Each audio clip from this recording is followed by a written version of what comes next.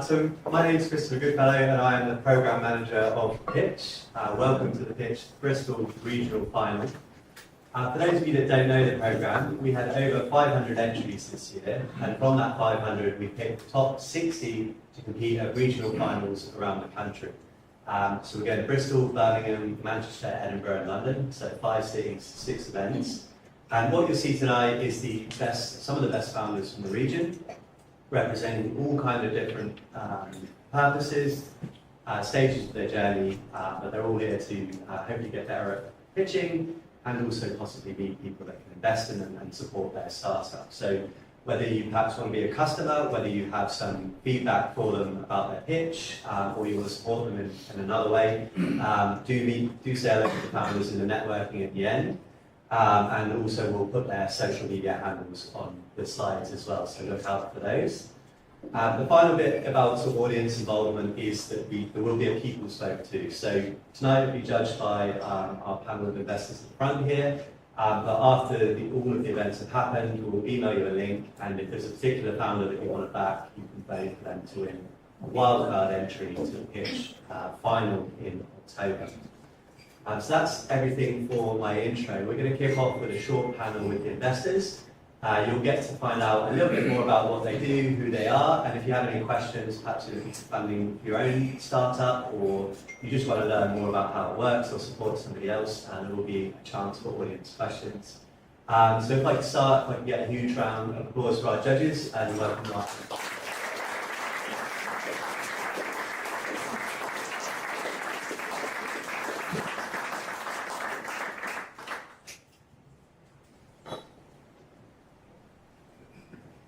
Hello everyone, can you hear me okay? Yes. Excellent, thumbs up to the back, I love it.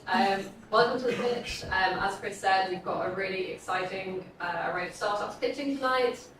It's going to be a really good evening, and most importantly, this is air conditioned. If you're just here for the aircon, that's totally fine. Before we meet our startups, we're going to have a quick chat with our judges, find out more about them. So guys, you want to start by giving a short introduction to who you are and what you do?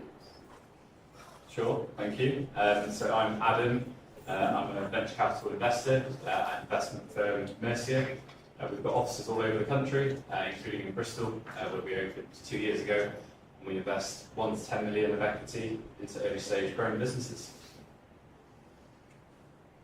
My name is Amy Newton. I do a day job of running a team of CFOs who support early stage businesses, and on the side I do Inclusive Angels, which is a community of active and interested angel investors in inclusive investing. Hi everybody, I'm Sam Simpson. I'm an exited founder, an angel investor. I've been an angel investor for 6 years and have 30 of my own investments. I'm also CEO of FounderCatalyst and provide cost-effective deals for early-stage startups. Lovely. Sorry, you're sharing the microphone, so try to over it. So I've got a few questions first for the judges, and then we are going to open it up into the room. So please think about any questions you might want to ask, whether it's about funding in general or there's something specific about your business. Anything is fine. So to kick us off with, we'll start with pitching. What's the kind of immediate thing you want to hear in a pitch? You've got the microphone, you're on the spot.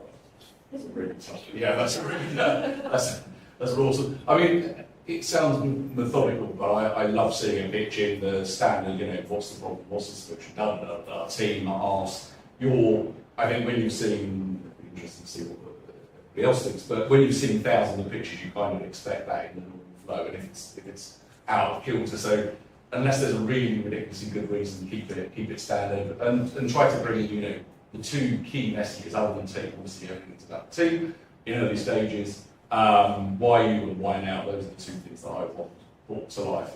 What makes you unique and why hasn't this business been done over the last 50 years? Why is it now available for us to succeed?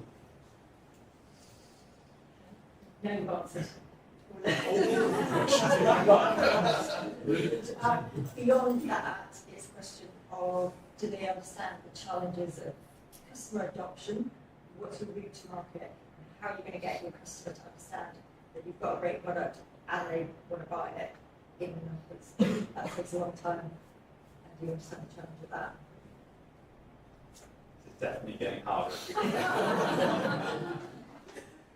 No, I definitely agree with all of those points. I think passion and a really good balance between confidence but not overconfidence that would seem like arrogance. So really being able to, every CEO, in my opinion, needs to be a good salesperson, at least in the beginning, before they can bring in other people to help them with that. So if they can't sell it to me, then they're going to struggle to sell the business to customers. So I think sort of passion, energy, but also showing that you're open to advice and being a good salesperson.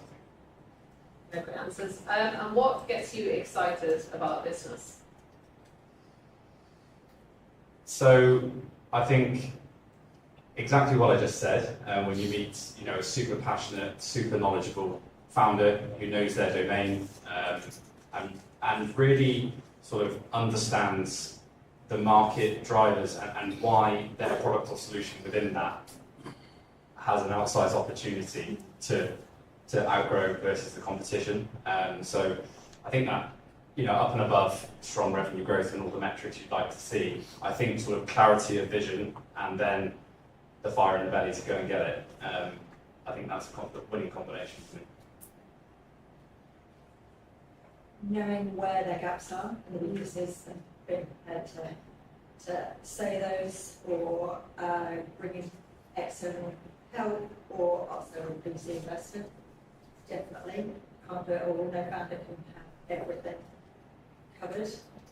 So knowing where your weaknesses are, knowing where all those challenges sit, and keeping your eyes open, not being rigid, basically. Yeah. No fun being last here, is it?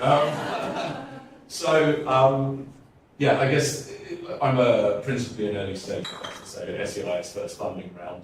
So asking for traction and customer references and things like that probably isn't a great idea. So for me, the first thing is have you got your ducks in a row? There's a certain having a founder chasing you where they haven't got credit reach their forecast, term sheet, advance assurance. It just looks like they're not prepared, and that's not a great look for a founder.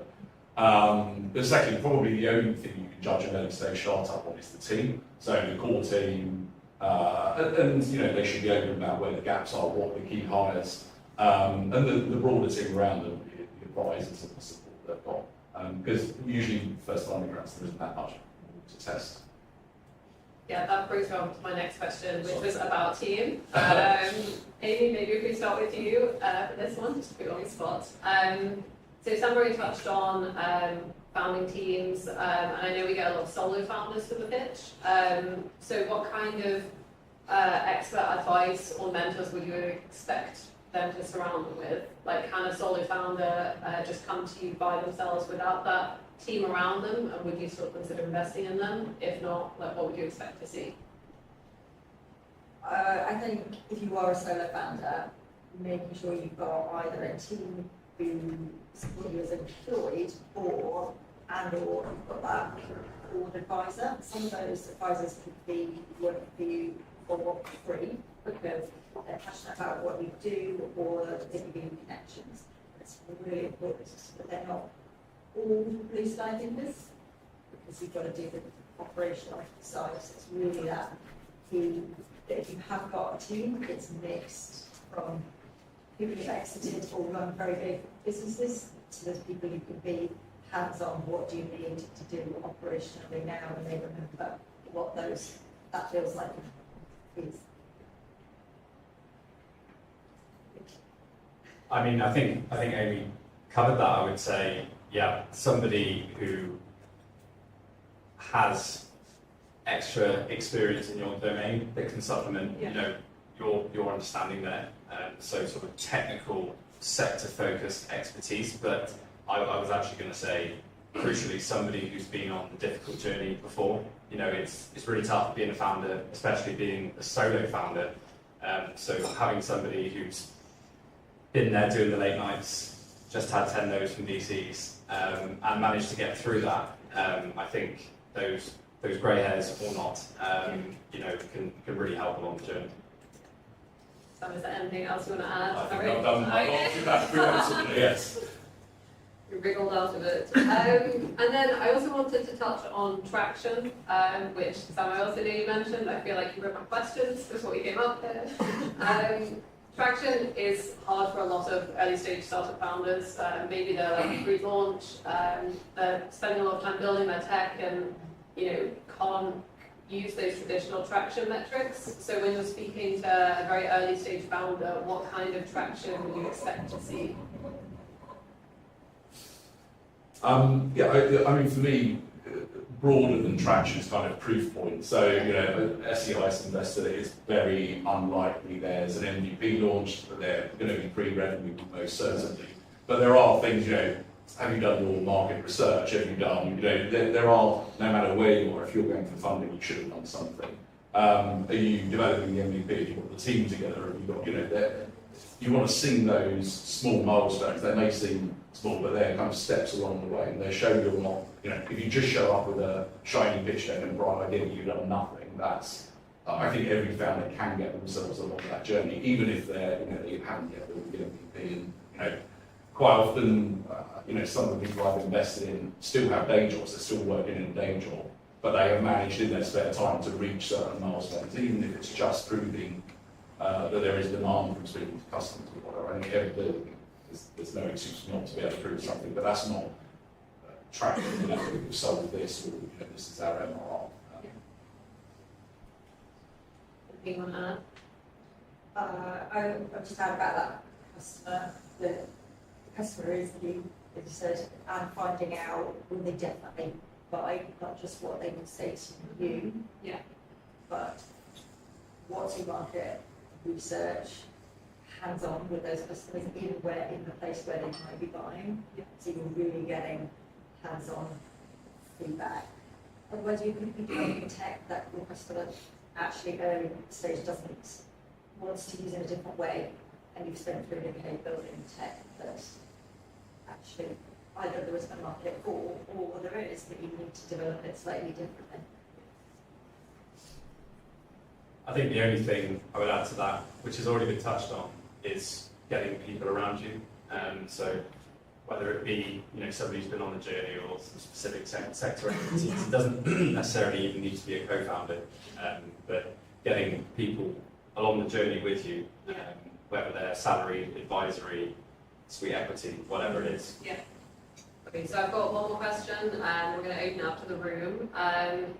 Are there any kind of markets or new technologies or anything that you're really excited about the potential of in the next few years?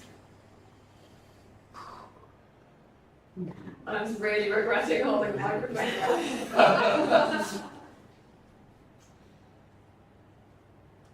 Yes. Women's health, absolutely. Women as a market, global ethnic majorities a market, women's health specifically, all are waking up to spending where businesses are actually good to them, but also specifically women's health and products that are just not being innovated. I know it's already on trend, so it seems like I'm stating the obvious, but I think AI has so much further to go. I think we're scratching the surface. I say that, I agree, with science 30 odd years ago, and AI has always been coming, but now I genuinely think it's there, and I think it can revolutionise. As an example, I've got an investment in a company called Skin Analytics that do melanoma detection using AI, and it can save, early detection saves lives, and it saves the NHS hundreds of millions and yada yada yada. So I think, I think you'll see AI going into lots of places like that that will genuinely change patient outcomes, saving the NHS lots of money. We've just got to get out of this fact of ChatGPT being the answers, really, because AI has, the use cases are phenomenal.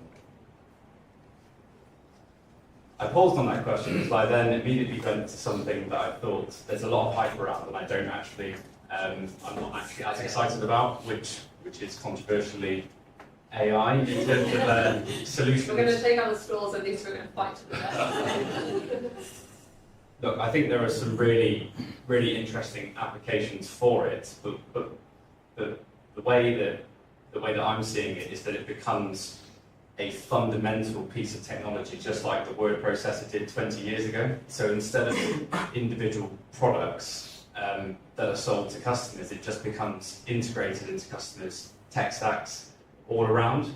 I may well be hugely wrong, but that was why I stalled. I think what's really interesting is sort of broadly ESG.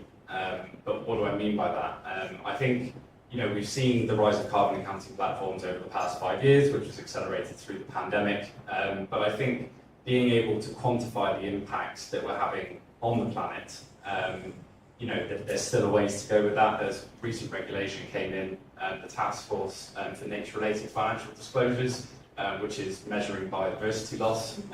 It's a really interesting area, which I think that's the next carbon accounting. So definitely a space I'm keeping an eye on. Excellent. So I'm going to open it up to the room now. If anyone has any questions about investment, funding, business in general, anything you want to ask these guys. Yes. I'm Max. I'm from Rocket, a company that manufacture and design products to help children sleep. And we were a pitch finalist back in 2017. At that point in time, we were looking for investment. We struggled because we were a physical product hardware company as opposed to a tech company. Eventually we raised what CrowdQ, but is there more of an appetite now for physical product, or is it still very much venture capital and angel investors, they're very much focused on apps and tech?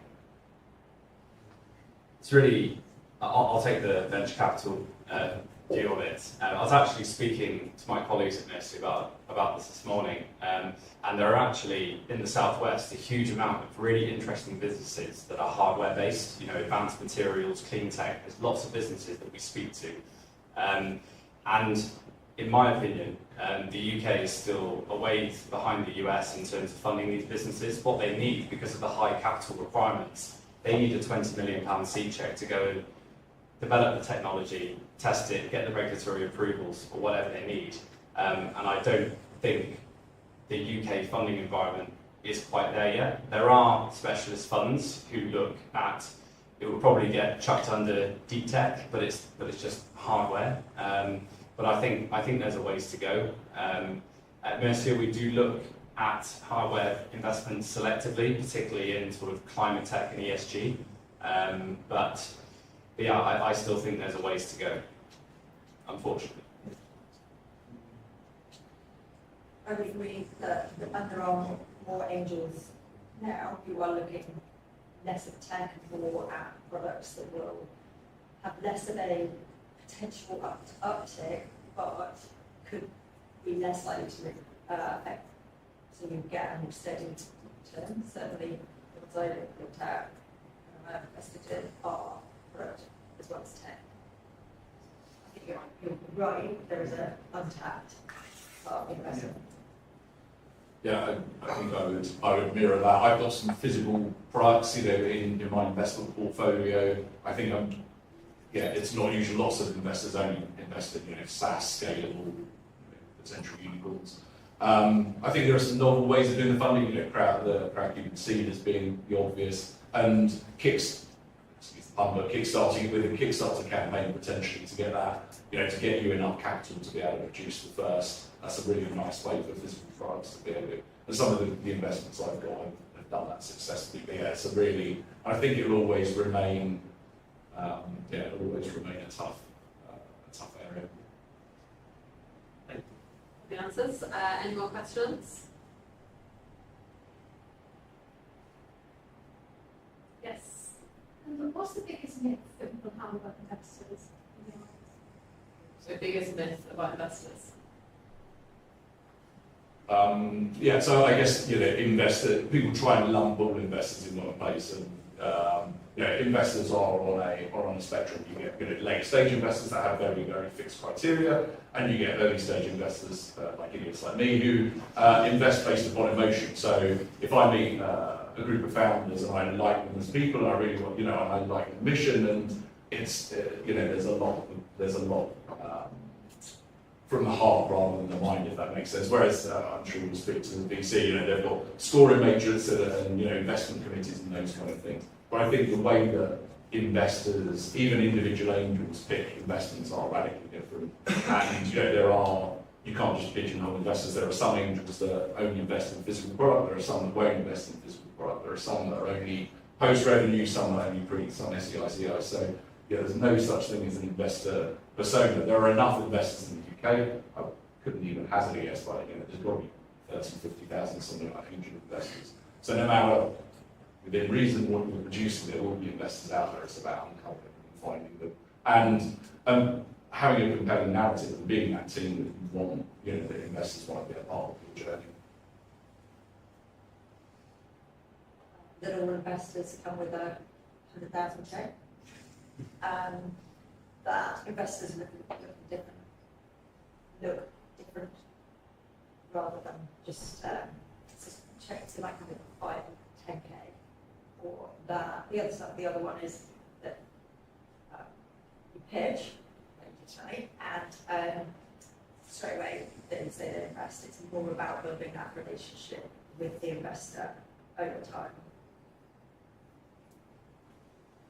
Yeah, I guess just expanding on the good point made that all investors are different, and I think, you know, a misconception could be that all investors want 100 times their money, otherwise it's not exciting, and you know, that's not true, and some, you know, Silicon Valley VCs, they're absolutely looking for the outsized outcomes, and if they don't believe there's a massive global market for the product, they're not interested. But that isn't the case for all VCs. So I think it's about alignment of vision, where you see the business going and what it could potentially be worth. For example, if you're investing at Series A, for example, where I look, sort of 3 to 5 million checks, and the founders say, look, business is growing well, but we don't see this as world domination. We see this as a strong product in a niche in which we're winning. We see this as a 50 million outcome, but we're going to try and get there in 2 or 3 years. That could well be very attractive to us, even though it's not a 10x or 100x outcome. So, but I would say it's about alignment of vision up front, to say, look, this is what we're all shooting for collectively, so everybody's on the same page. So that's all the questions we've got time for. Before we start the pictures, if anyone wants to reach out to you after the event, where can they find you? Not your house address, just online. Or if you want to show your house address, that's fine too. Yeah, just on LinkedIn, Adam Watts at Mercia. Same, LinkedIn. LinkedIn, for sure. Okay, so no house visits. Yeah, Can we get a round of applause for us?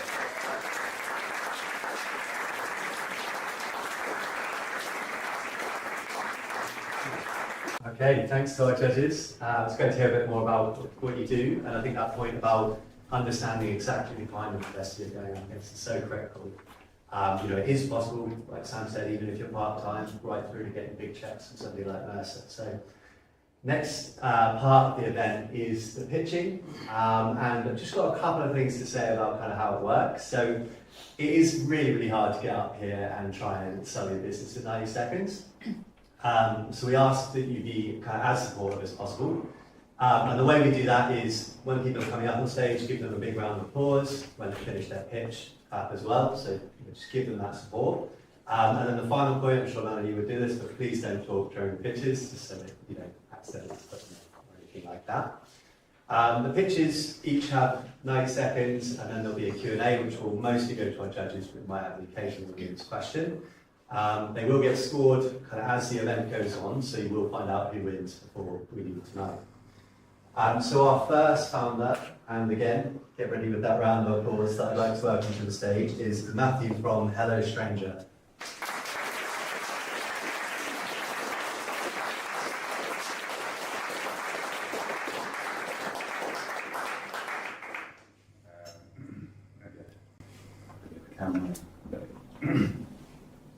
So, my hands are tense. I can feel the sweat pouring up, and the words just don't feel like coming out of my mouth right. This is the experience of post-COVID with social anxiety in me and 12% of the ongoing population. This is their life. This is why I'm building Hello Stranger, a set of cards which help people overcome social anxiety, start more conversations, and learn social skills. One difference between Hello Stranger and other cards is it's for an ongoing experience. Think more word of the day rather than holding it up in front of you and using it as a script. We're currently in the testing phase and we've made a lot of learning, the main point being, the cards aren't the main point. The main point is having a community around you, very clear prompts and learning opportunities throughout, including workshops and lectures. The team at the moment is me. I have an extensive team of network entrepreneurs and mentors, which has come through being an Innovate UK Young Innovator, a Santander Accelerator member, and a Transfer Textile Accelerator member.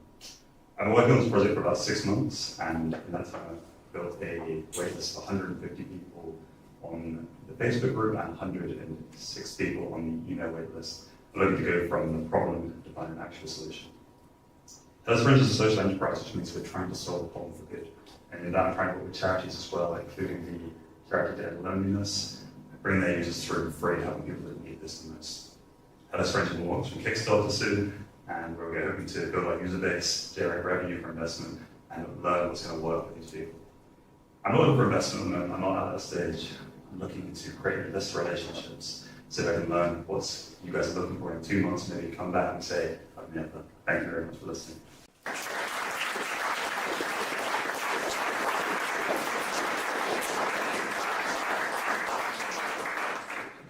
Well, that's set the bar very high. That's a really confident delivery, and you've got a great manner as an investor. I thought that came across really well.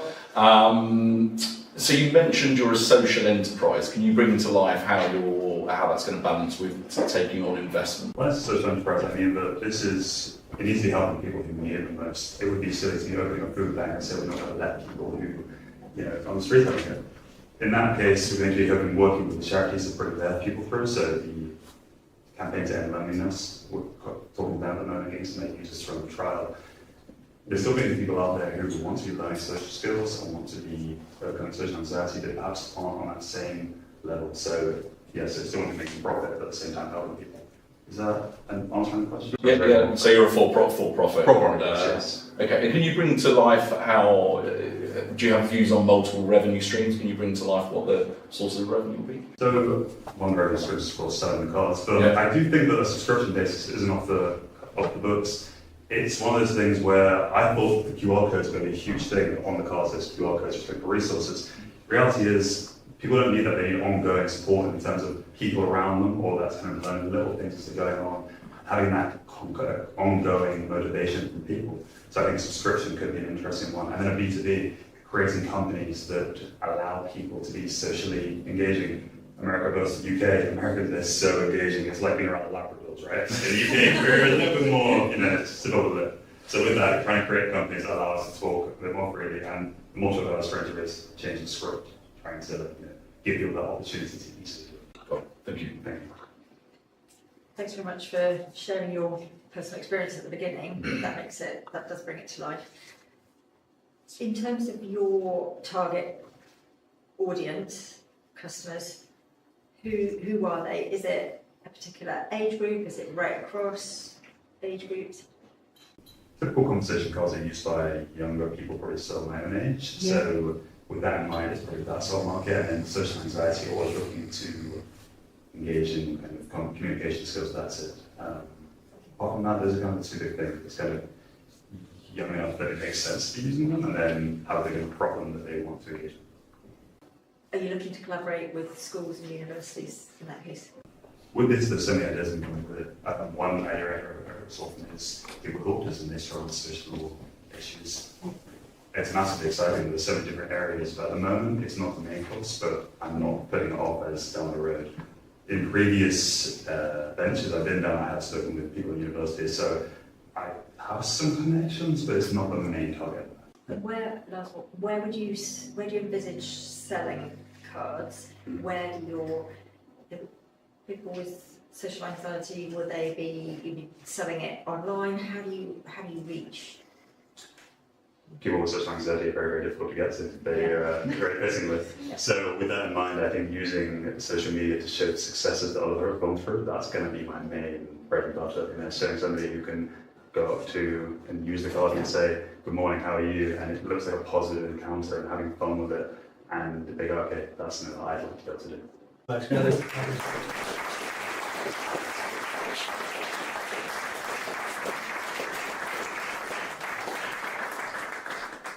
Brilliant. So next up, we've got Millie from Human Beauty.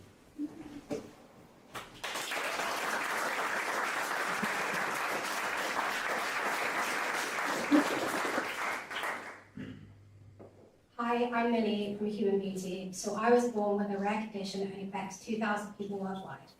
I've used makeup as a form of therapy during times of bad health, became really frustrated by the lack of representation and accessibility of the beauty industry. 1 in 5 people in the UK have a disability. That makes it the world's largest minority and the only minority that anyone in this room could become a part of any part of their life. Yet we are the least represented everywhere. So the cosmetics market is worth £27 billion in the UK alone and is set to increase by 7.9% next year. The lipstick effect shows that even during financial crisis, people still use cosmetics because it makes them feel good about themselves. Only 4% cosmetic products are made with people with disabilities in mind, so I've set to change this. Our makeup therapy palette has a QR code on the back for people who are visually impaired and blind, and our Liquid Confidence mascara has an anti-roll tube and an omnidirectional one for people with mobility issues. So in the last 6 months, I made history at this year's London Fashion Week. I won the Inclusive Innovations Award by Innovate UK. I've had pop-ups in major retailers. I've been in Cosmopolitan, and we've just launched in superdrug.com. I'm a solo founder. It's just been me. I funded my MVP on my own, but I've had mentorship from some industry heavyweights such as Mercia and Danny Gray. I've now hired an accountant, a marketing agency, and my first intern supported by Santander Universities to help me start growing my online presence. Thank you for listening, and I want you to join my mission where perfect is boring and humans beautiful. Thank you.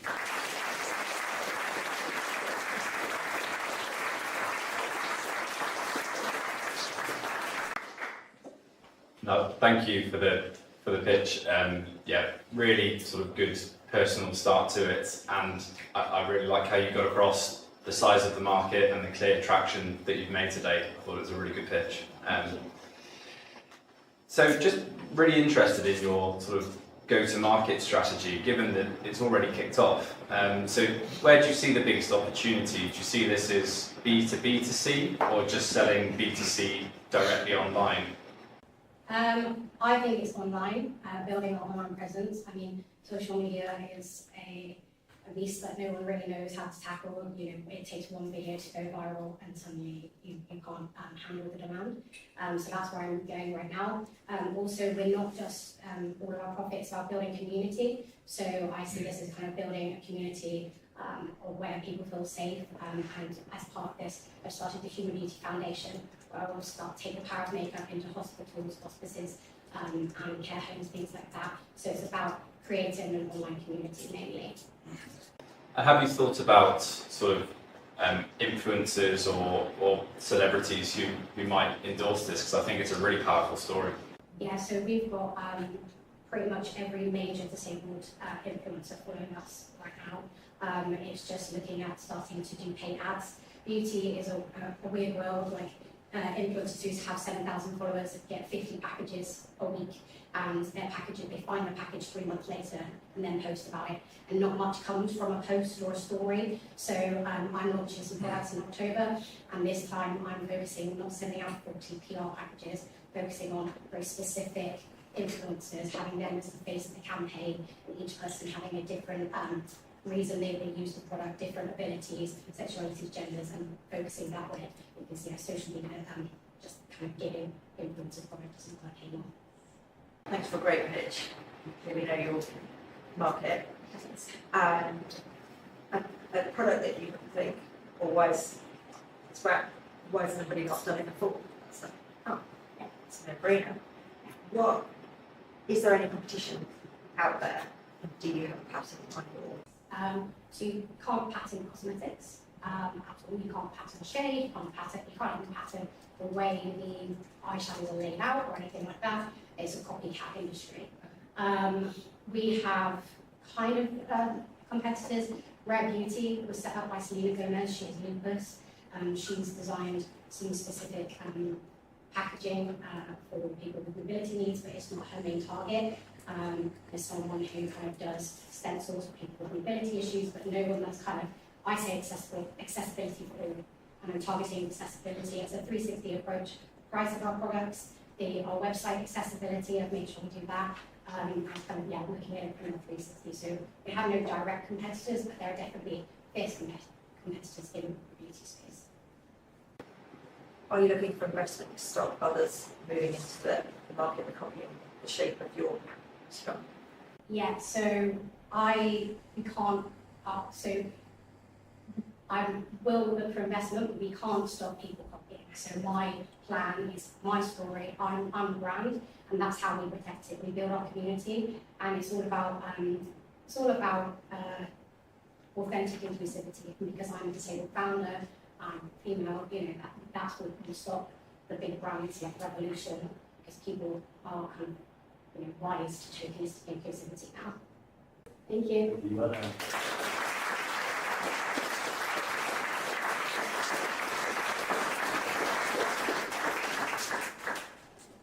Thank you. So next we've got more from Discovry.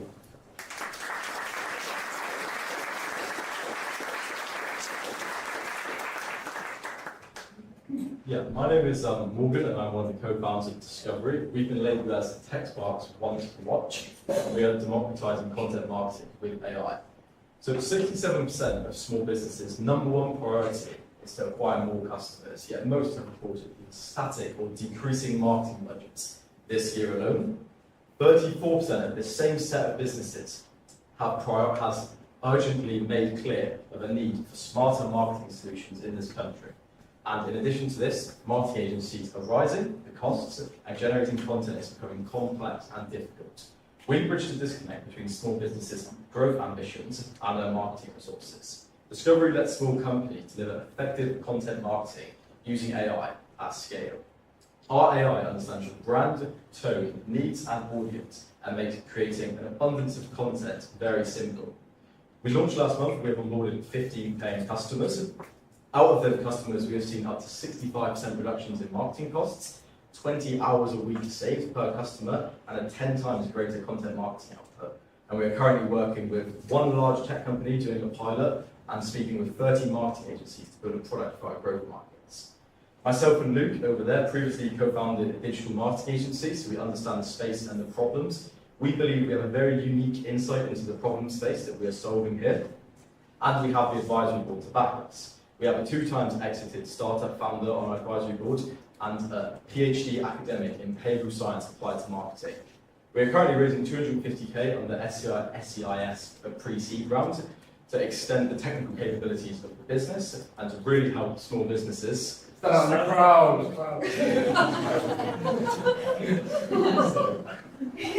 We didn't rehearse that.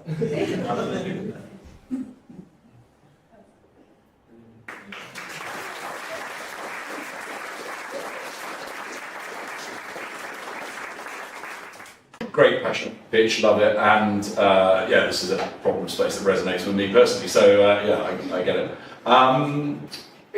So there are lots of AI businesses out there. You may have noticed. Could you bring to life your team and how your team, specifically around the AI capability, and how that differentiates you and is going to ensure you're a success? Yeah. So in terms of the AI capability, but in terms of the AI capability at the minute, we've very much developed ours in a way so it understands your brand, your business, and your audience, because there's a lot of issues at the minute about generalized content coming out of AI, right? Yeah. So we're looking to really close that gap, and as I say, we're working with behavioural scientists applied to marketing on our advisory board to help close that gap between generalized AI content and content that really converts and ranks in search engines. And I think we've pretty much mastered social media, so it's say now, by working closely with our 15 customers, and we're looking to explore the actual blog side of things now. But in terms of the actual technical capacity in-house, all three of us are non-technical founders. So over the last 6 months, Will has been fighting a bit of an uphill battle, trying to learn how to program and essentially bring this MVP to market, which we've done. And now we believe we're almost capped out in terms of our technical capacity. And we need to look at bringing on that talent and then developers to really scale this. Yeah, so thank you for the pitch, and it sounds like you've got some really good customer traction, and also with the team as well. So you've achieved a lot before a pre-seed round. Yeah, and so that's great. On the sort of AI side, what do you see as the risk of a larger, very well-funded player, the likes of Google, etc., developing a similar tool? Yeah, so it's really interesting, and I think it's kind of what our USP really is that. I think the big part for us is that everyone in the market is going one way and building these AI chatbots and things like that. We've gone the other way. So fundamentally, we're an automation tool because we bring together the AI content creation, the collaborative workflows in marketing, the scheduling and the analytics all into that one place for smaller companies, right? So I mean, that's probably what I would say where we stand out, in particular in the market. In terms of the bigger player developing something like this, I think the superpower we have and that we've been really playing about with over the last month or so has been this idea of working so unbelievably closely with our customers to really, really define how this can help them and how we can really produce the best possible content for them that can essentially grant them their time back to work on the core of their business, because it's a real challenge for small business owners. And who are you thinking of raising from? Angels or VCs? Yeah, so we spoke to a couple of VCs. I think on the traction side, we're probably not far enough along right now, because we very much took the approach of a closed environment with a handful of paying customers that we can really learn from. And literally in the next 2 weeks now, we're launching a better and bigger version of this to do a bit more of an aggressive go-to-market strategy. So yeah, the angel side is definitely looking more realistic for us right now, I would say. So we thank you.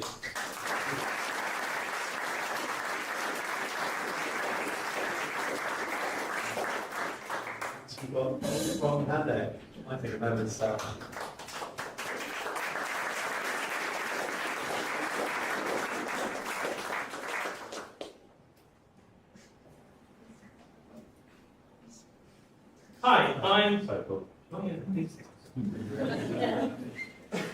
Hi, I'm Paul, and I've got 3 hats. I'm an AFOL, an adult fan of Lego. 11,000 Lego bricks are sold every single second. And that means AFOLs are running out of space to exhibit their bricktastic masterpieces. I am Paul, professional facilitator and founder of PANDEK Group. We are like an organizational wizard for meetings and workshops. We have worked with Lego seriously with the MOD, with the NHS, and with the post office. We use it as a facilitation tool. But quite often we are stuck in boring venues. I'm also Daddy Paul, and like many other parents and guardians, we know that family days out can be shockingly expensive. So we have the solution, right? We have a hat trick for the hat trick of problems. Yes, daddy joke intended. Introducing PANDEK Event Space. Firstly, imagine a venue that is so adaptable, flexible, that you can creatively host any type of meeting or workshop. We're talking about no more claustrophobic conference rooms.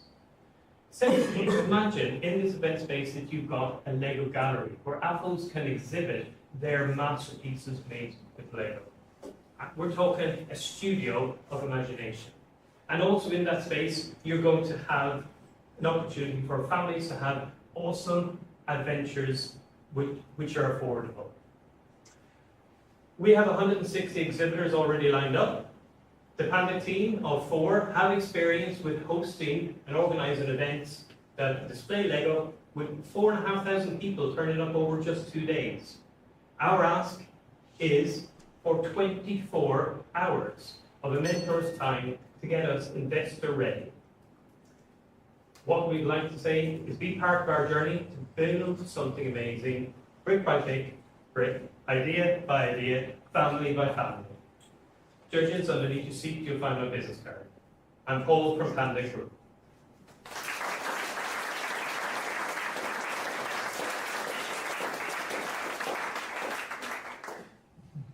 Thanks very much for the pitch. That's an unusual one. And 4,000 for over 2 days brings the market size a little bit more to life. How does the business model work in terms of physical space to display it? So our focus is sweating the asset. So schools are open 195 days of the year. So those days, working on a 5-day week, there's 39 weeks to the working week, where we will use it for private hire, facilitation, for workshops, away days. So we've looked at kind of the figures.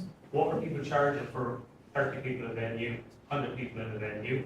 And we've worked it out that the turnover for that, if we basically have one event for 100 people, one for 30 people, it's 122,000. The 107 days are open. If we open for 10 hours a day and we have one person in every minute, and bear in mind you could have 5 people coming in one go, it's 100 in a year, it's 102,000 visitors. So again, keeping it affordable for families, it's £4 a head. We're on £408,000 just on ticket sales on the door. Other revenue streams would be membership, subscription, and then also opportunity for retail or catering. I won't make a comment on the state of concrete in schools at the moment and using those as venues. Skipping on from that, can you bring to life a little more about your, I think you alluded to that, but your kind of revenue model? So how are you going to, what are your different streams of revenue? How are you going to monetize this? Yeah. So with our business for facilitation, training and coaching, we'll be bringing, we want it to be the go-to place for away days for any section week. So that would be one, so actually using space, bringing our facilitation techniques into the space. So that's kind of building on the existing clients that we have. Also, we're in a kind of a network of other people who do stuff similar, as in facilitation meetings, events, where we will sublet to them. And then we have the retail sector. So Lego this year released their figures, they're up 27% on last year. If you do, like what Tom Kelly says in his book for the 10 phases of innovation, it's actually, I spend time in Lego shops not buying stuff, it's just looking at who's coming in the door.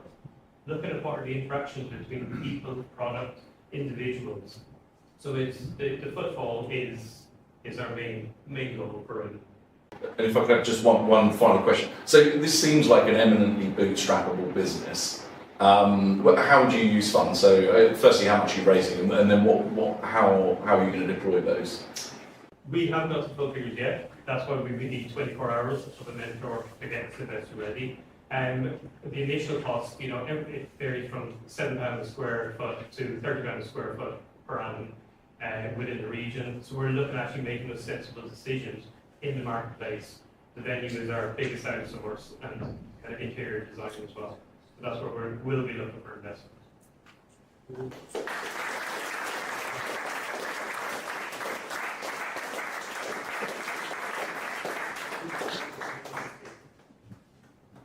Yeah, next, can I have Olivia from Swoop?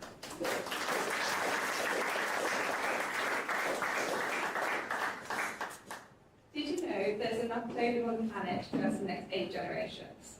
Although people want to shop second-hand, many can't be bothered to scroll eBay for hours on end. With Swoop, they can find second-hand fashion with the click of their camera. We're building an AI-powered search engine, so you can discover pre-loved fashion from all of your favorite resale platforms and independent retailers in one place. We're building a one-of-a-kind image search engine, so next time you're in Selfridges and you see that dress you love but can't quite afford, simply snap it on Swoop and find it pre-loved. Not only are we helping shoppers save up to 65% of the latest trends, we're also helping them save up to 5 kilograms of CO2 per purchase compared to buying the item new. So the timing couldn't be better for us to really make a mark, with the second-hand market growing 3 times faster than broader retail. We've already accumulated over 4,000 waiting list users eager to try Swoop. We're expected to generate a revenue of 4.2 million in the first 3 years via commission fees and subscription fees. I'm Olivia, the founder of Swoop, and I have a background in fashion buying and merchandising and international business. I have a head of growth who's really experienced in driving user acquisition in startups, and I have an amazing advisory board behind me with people experienced from companies such as HSBC, CrowdView, and the Develop Summit. We're currently raising 350k pre-seed, so thank you for listening, and I'll take some questions.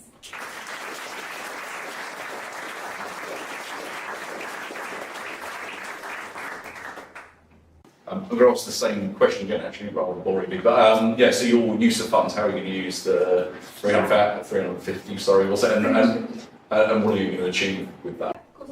So that 350 is going to give us a 15-month runway, and primarily that's going to go on development, building out a team, and of course, marketing, user acquisition. So at the moment, we've got an MVP, but we're going to be hiring 2 freelance developers to just get that ready for market for us. And then we'll be running an ambassador program, hiring some marketing interns, and also an interim CTO, because I'm a more technical founder, and I think more support I can get, the better. Great, thanks for bringing that to life. Thanks very much for the pitch. You're definitely hitting a market that is rising. It was on World at One on BBC 4 yesterday. Yeah, second-hand September. Yeah. And but I think you're the second pitch I've seen in the last 3 months. So in terms of other startups who are tackling the same problem with a similar solution, how do you differ from those others? Yeah, of course. So our strong point is that image search engine. There's image search engines out there, but not tailored to second-hand fashion. And another way we could do it is through branding and targeting UK universities. So we'll be running ambassador programs across each university. And we're really going to be building that community of second-hand fashion lovers amongst those communities. But a very quick one. Do you envisage this as a marketplace model where you will handle fulfillment, or will you let brands use your platform and handle that themselves? So initially, we're going to be integrating directly with retailer sites. So we're just going to be that middleman facilitating that transaction. But in a year's time, we really want to develop an AI-powered listing tool. So one of the main pain points for our retailers was listing times, because the nature of second-hand fashion, everything has to be listed separately. And a lot of these retailers, they don't know the terms of keywords, they don't know what to be searched for. So once we've built our integrated listing tool, we will become a whole marketplace, but we still won't handle any goods ourselves. That's all for retailers. Have we got time for one audience question? Do you currently own like the .com or the .co.uk for Swoop? We own Shopping Street, so we're registered under Shopping Street, which is kind of my slang, I guess. But yeah, Shopping Street. Maybe one more, because that was the most succinct question. Have you thought about any other applications for the same technology? Yes, definitely. So definitely expanding into different product categories, because we want to start with fashion, I think, because it's an industry I'm passionate about and have had the most experience in second-hand fashion. But it can kind of expand to anything: sports equipment, furniture, cars. Like, the options are kind of limitless for expansion. As long as we keep it second-hand, that's our real niche.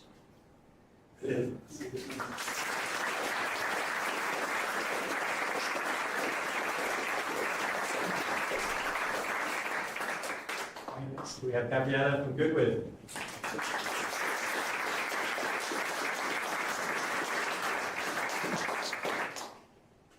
Goodwood is an award-winning financial behavior analytics startup, creating fairer ways to determine risk for credit-invisible young adults.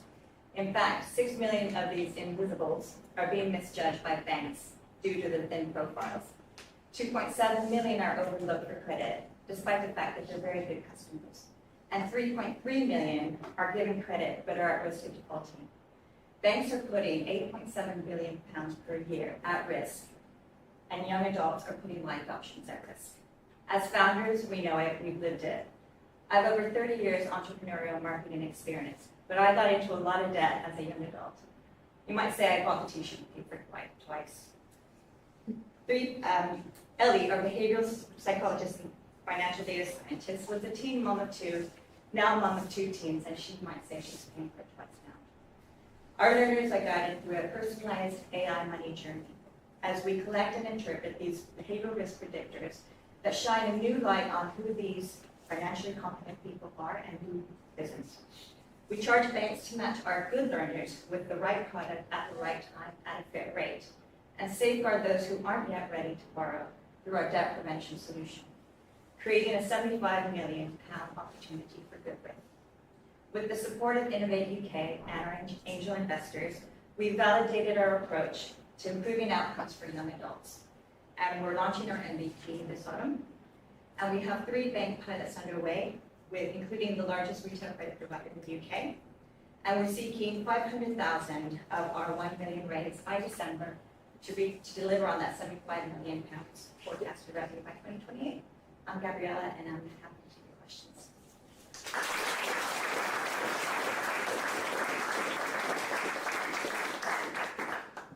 I'm going to sound like a broken record asking about the business model again.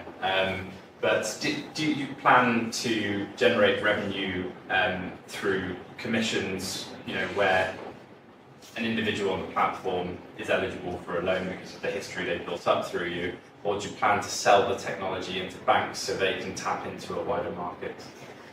So potentially both. Right now, these bank pilots are about testing what we're calling a readiness score, and it's a readiness to borrow. So these behavioral predictive data sets are what's going to give us the indication of whether they are not. Then working with the banks, our idea is to what's called a champion-challenger model. We pretty much challenge their model with our model so that they can see that we can actually predict risk sooner than they can. So, if it takes 6 months to predict default, it will take us about 3. And that's what we're doing with the bank pilots. And that's kind of an acquisition strategy. The other side is, given the financial crisis, I think it's about £6 billion a year that's at risk. And these are people who don't fall into the debt advice category, but fall into the pre-debt advice. So essentially, they're not getting any support. If banks notice that they're about to default, they put them on a payment plan, and about 14% stick to that plan. So banks are losing, I think, 90p on the pound. So our prevention program is set to help detect vulnerability and obviously give the customer a good experience. And what's the secret sauce? Is it machine learning AI on spending habits through open banking, or am I making it up? We have open banking, so we use open banking to determine the objective financial capability of a person. And then, along with our behavioral scientists and department, we look at the psychometrics and behaviors. So through quizzes, through interaction with a chatbot, so NLP, understanding of intents, we figure out where they are psychologically and how they have measures of self-control, self-efficacy that we can measure within the app. And that is laid on top of the objective measures. And that's what banks are interested in, because 18 to 30-year-olds don't have a profile because they don't have a history. And it takes about 3 years to build one. And they're looking for ways to service that thin credit profile of 18 to 30-year-old. So it's, open banking, subjective measures put on top, and that's kind of the secret sauce. Good to see you, Gabrielle. In terms of the pilots with the banks, well done on getting those. How long are those pilots, and when do you launch commercially? So, because we're B2C to B, we're launching to the end user this autumn with the MVP. That is the way that we are collecting the data to understand people. We are then working with the banks. It might take 6 months to figure out, to do this champion challenger model, to show them how we're able to predict risk and how we're able to predict vulnerability as well. That's really important for us. And obviously, given consumer duty, they have to protect people from this. With these pilots, how are you protecting your IP from banks? So essentially, we are the pilot is more of a referral program. So we take their either approved of credit or rejected, so that we know what they've rejected, what they've approved, and they go through our process. And it's our IP, it's our process, and we, or you accepted this person, they're actually on their swap sets, so they're actually, on the borderline of defaulting.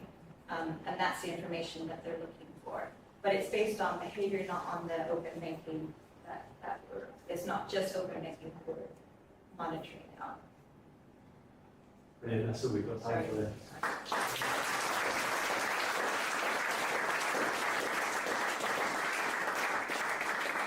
Can I get a score in from KEVRI?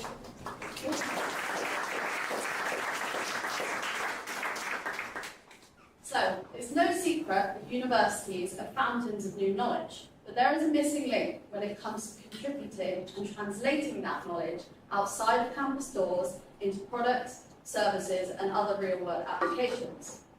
Many ideas are lost to complex processes, siloed work practices, and a growing need to demonstrate impact to secure public funding. Imagine cancer cures hidden amongst thesis pages instead of saving lives. Imagine renewable energy solutions gathering dust instead of reducing emissions. So, when a digital product designer, a social innovation lecturer, and an education journalist met on a master's degree, we combined our own knowledge to tackle this problem. KEVRI is a SaaS platform that encourages academics, students, and their external partners to plan, identify, and evidence their innovations, while supporting our institutions to compete with the £8 billion of public funding available to them in the UK this year. We provide academically backed guidance, impact evaluation methods, and a collaborative platform to expand teams.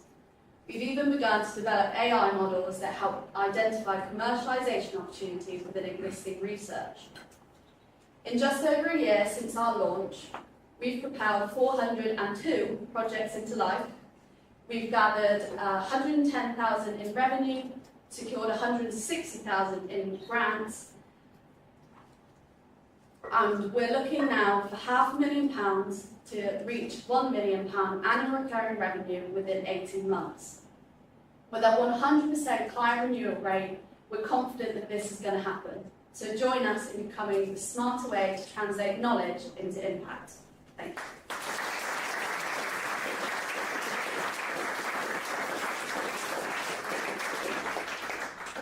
Thanks, that was, yeah, really enjoyed the pitch. The obvious thing that, so two questions. Firstly, have you had any funding yet?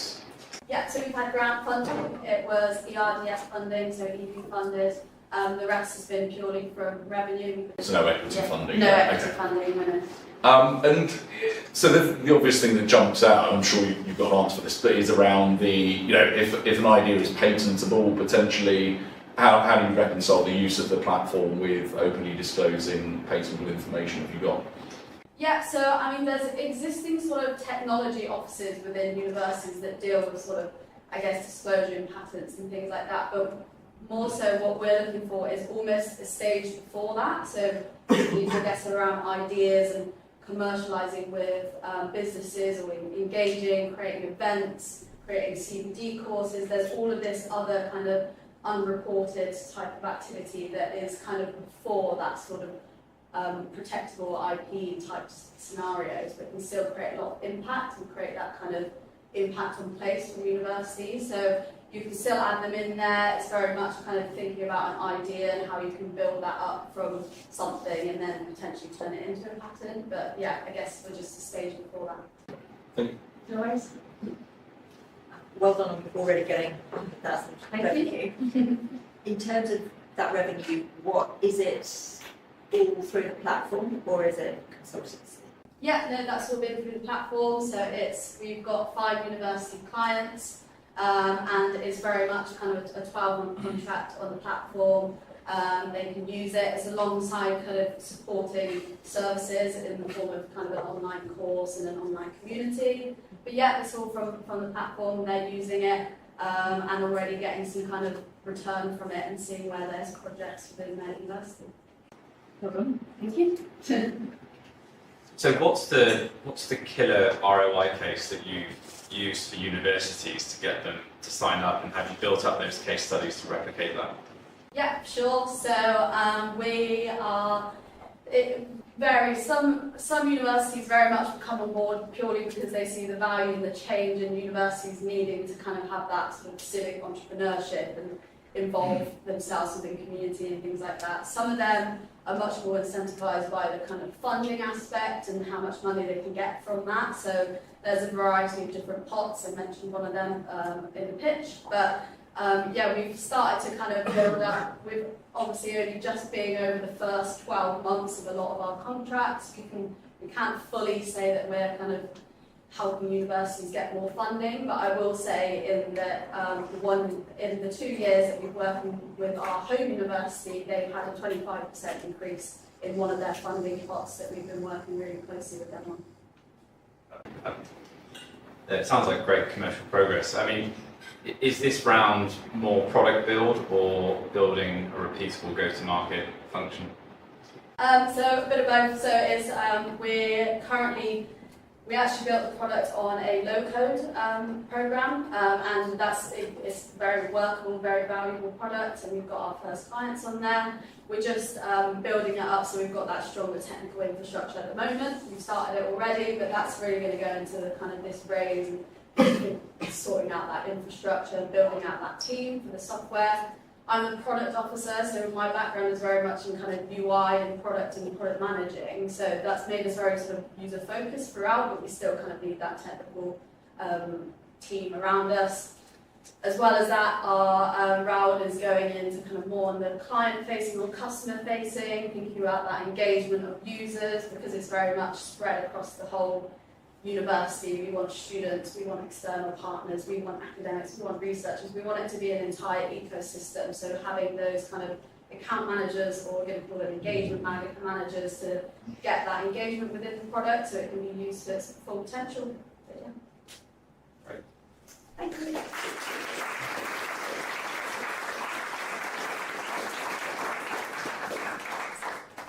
Next up, could we have Oliver from Shroot, please?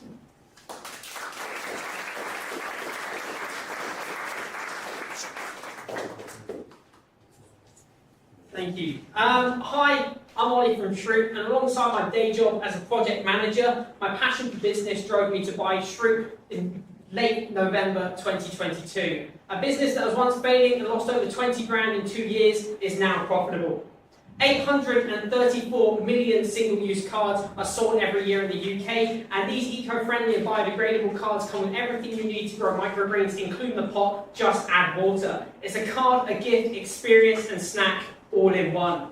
We've won Gift of the Year 2022, voted Best Mother's Day Gift by The Independent, and recently we featured on ITV's This Morning with Holly and Phil for the Ultimate Mother's Day Gift Guide, which I used to be able to brag about before the whole drama happened.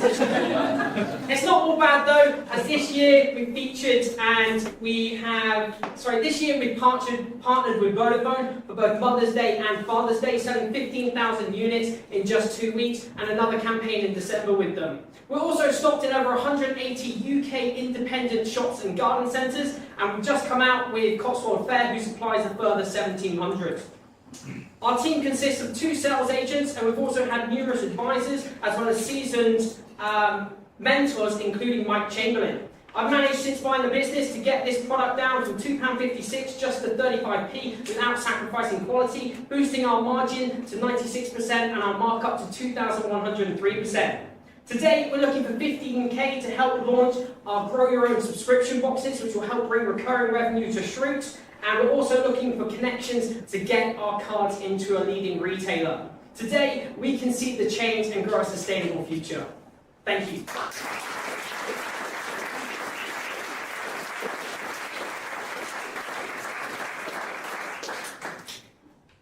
Really great pitch, and very funny pitch as well. Thank you.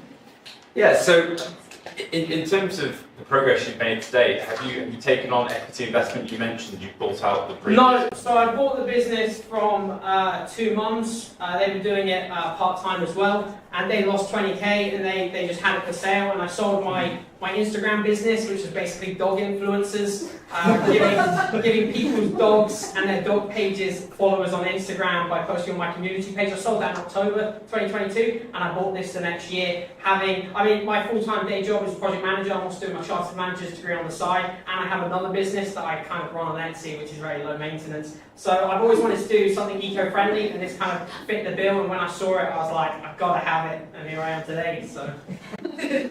It's a great story. So in terms of the subscription boxes, is it this product and potentially some other products together? With subscription boxes, you normally get a free gift, and these sell for $8.95 retail or $3.71 wholesale plus VAT, making $4.45. But these would ideally be the free gift you get to sign up, but I've also got these like amazing allotment things that fit on your windowsill, and the box fits perfectly inside, so you get that as well. But basically we have 13,000 email subscribers, and we have the perfect user base of eco-friendly, eco-conscious people that like growing microgreens. The subscription box and the Grow Your Own Veg brand, I did try and buy one, but they recently backed out. So my plan is now to just do it myself, and I've got the 13k to push it to. Great. Well done on getting on TV. Thank you. Yeah, it was short lived. It was like a month before the whole Phil thing came out. I was like, damn Phil! Where do you want to take the business in terms of size? So, because we're already in 180 UK independent shops and garden centres, and we've got the Cotswolds Bear who supply 1,700, that magazine comes out this month, and they'll be ordering for Mother's Day and Valentine's and all of that, so we'll get a lot more retailers. And then the idea is to slowly buy more mum and pop eco-friendly gift brands, which there are actually quite a lot of. And a lot of people follow people on like Facebook and LinkedIn. I follow a lot of companies on Companies House, waiting for them to like publish their accounts so I can see when they're doing bad and email them, which I've done twice this week as well. So the plan is to slowly build up those brands. I've already got the channels to sell stuff, and we've already got the running traction with those businesses who are like, hey, we're already stocking you, we have that open line connection, if you have any more stuff, we're glad to do it. But our whole slogan for Shroot is gifts that grow, so anything eco-friendly and that grows is a gift in the right direction. You've got a lot of credibility in terms of having turned there are other cards that will grow, you can plant wildflowers, so taking something that somebody else has done, making it profitable and getting social media traction on it, I think you'll do well. Thank you so much. I don't have much more to add than I think you should apply for Dragon's Den. There should be a hoop on there, and I want to see I want to see your jokes on that programme. I think what I would suggest, this is a suggestion rather than a question, is have bigger aspirations. Nobody raises £15,000. I think. Yeah, to be honest, when I applied for this, I didn't know I had to ask for something, and then someone in the foyer out there said, "Oh, you don't actually have to ask for something." I was like, "Damn it, man! I should have listened more in the early sessions." So. Yeah, but I think if you said, right, I'm going to raise £200,000 and we're going to acquire lots of these businesses and we're going to have bulk and we can cross-sell, and I think that would be a really credible. If you can balance that with your personality, I think that'd be a really amusing pitch. Bless you. No, it's brilliant. Thanks so much. Cheers.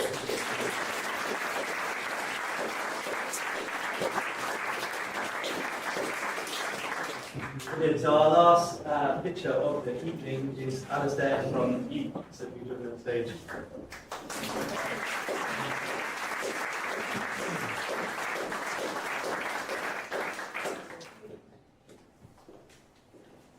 Take a moment to set up.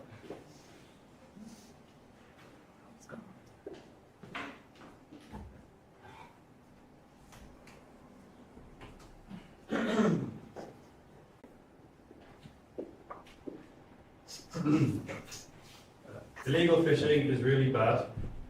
Every year, £50 billion worth of fish comes out.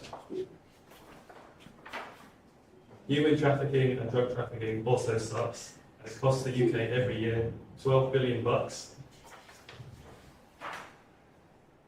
Climate change is warming our seas. 50% of ocean life could die if the temperature increases by 3 degrees. To tackle these problems, we use traditional aircraft. They're expensive and complicated, and that's kind of daft.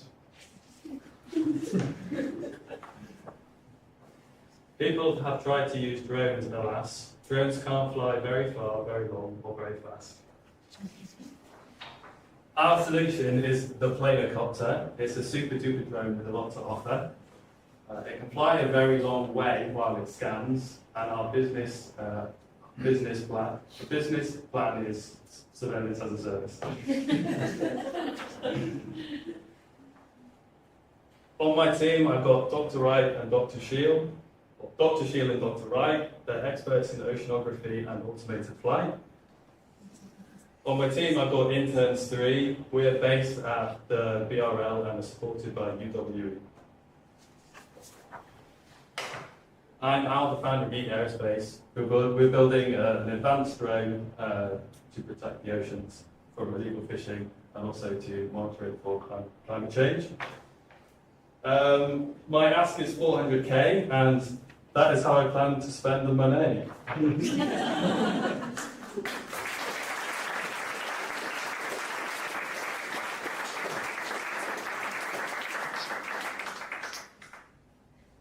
That is a first, a pitch deck in paper format. Bravo for thinking of that one. It's good to meet you in person as well as a customer of FounderCatalyst. So thinking of the other use cases, obviously you've got your primary use case on slide paper 2 or whatever it was. I mean, you know, crop issue detection and things like that. And are you single out? Is there a reason why this is ocean specific, or could you broaden the use case? Yes, there are a huge number of use cases for drones. But the reason why we've gone particularly for maritime surveillance is because in that application, the high speed, long duration, long distance flight is exactly what you need.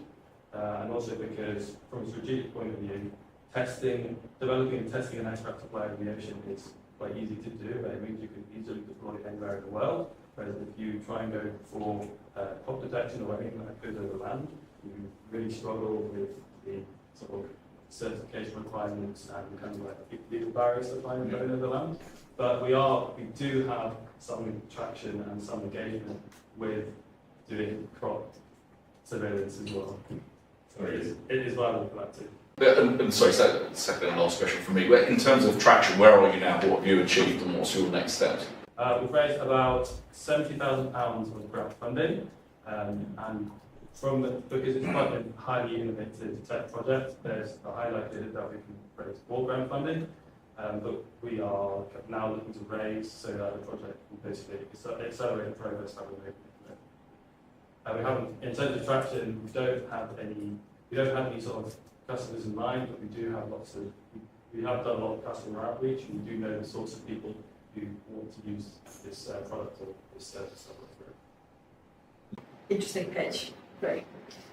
In terms of how it's different to a drone, in terms of how it overcomes, is there any regulation in terms of flying drones or non-drone over water?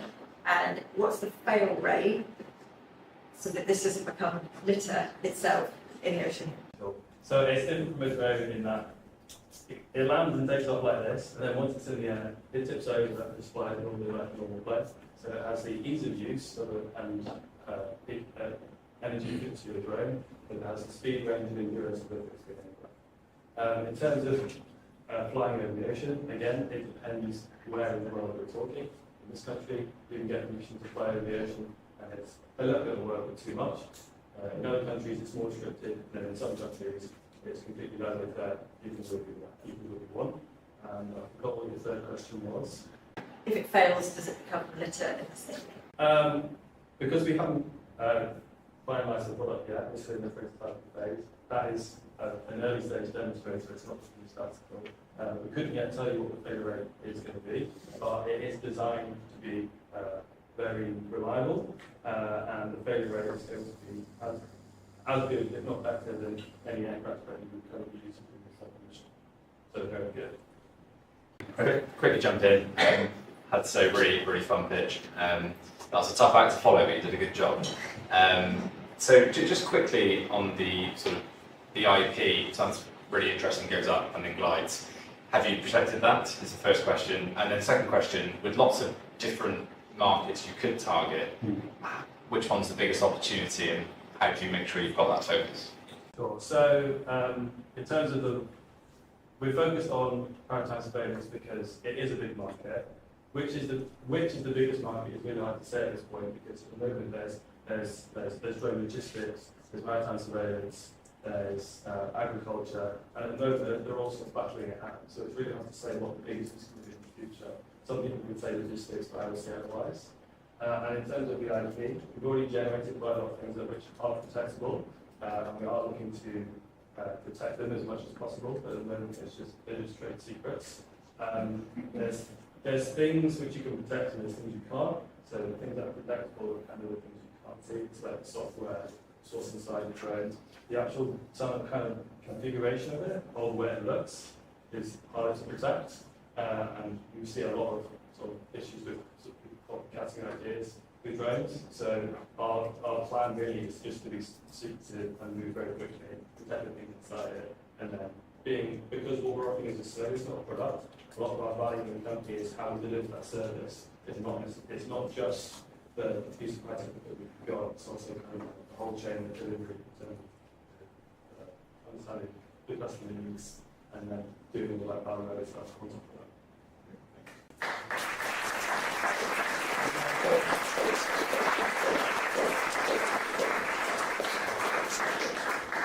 that. No slide deck competition, but we certainly finally figured out a way around that. And also like to compliment you on your cufflinks. Oh, thank you very much.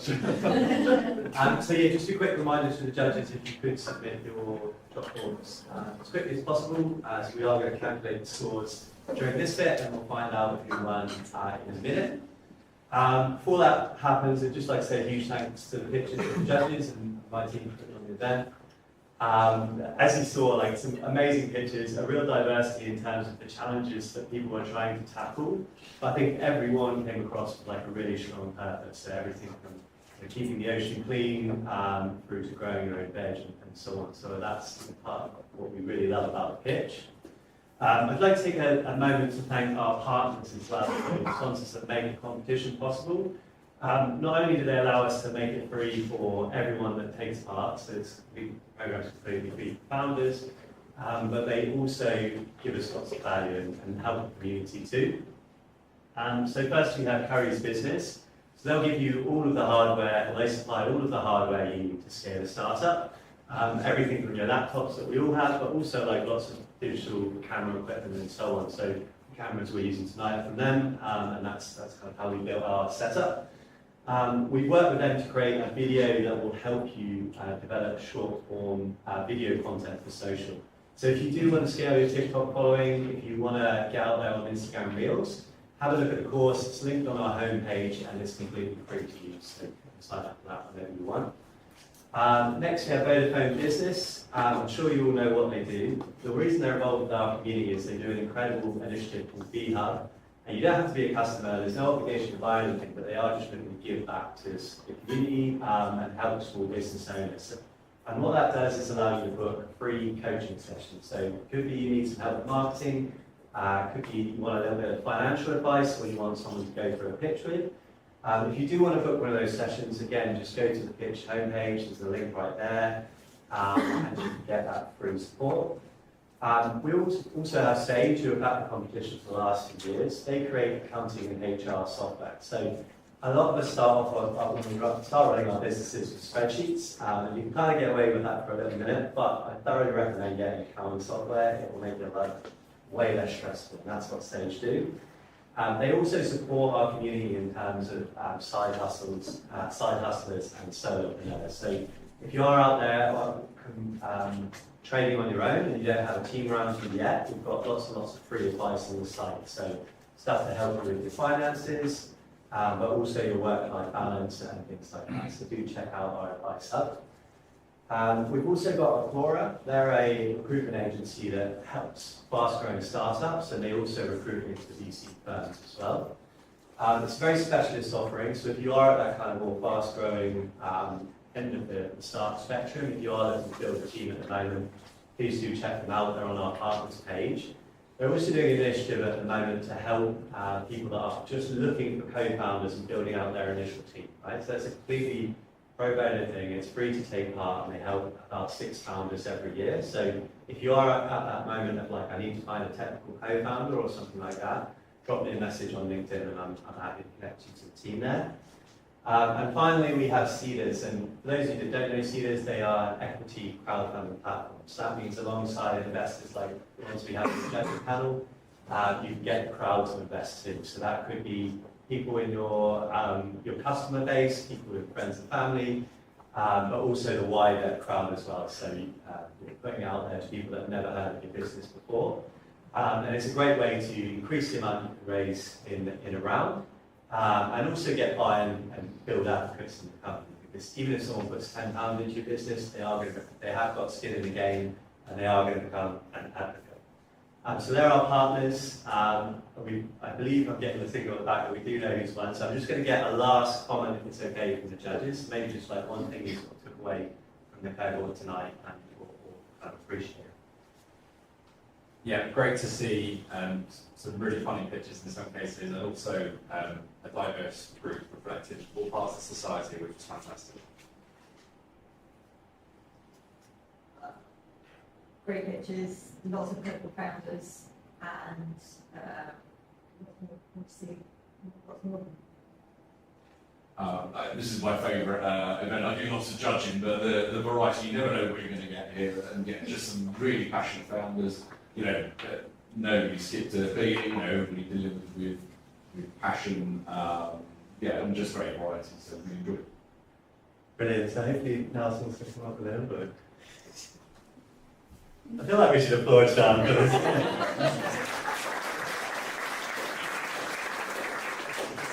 Surprisingly stressful thing to do, sit back there and try and tally everything while it's going. So without further ado, I want to announce the winner of the Pitch Bristol Regional Final. And if they could join me on stage, it is Shroot.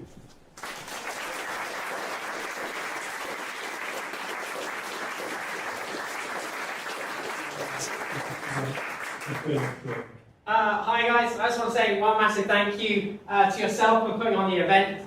This is actually the first time that I've ever... Oh sorry, there are hands in the back. Questions I've got already. some champagne for you.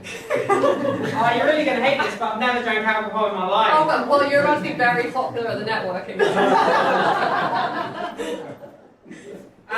So yeah, I just want to say one massive thank you to every single one of you for also coming here. And we've had some amazing pictures, and I've enjoyed the whole night. It's my first time ever doing this in front of anyone. So, but however, I've done this a lot on TikTok. So I just go to my autopilot days and just allow it just to roll out of me. But thank you everyone. Yeah.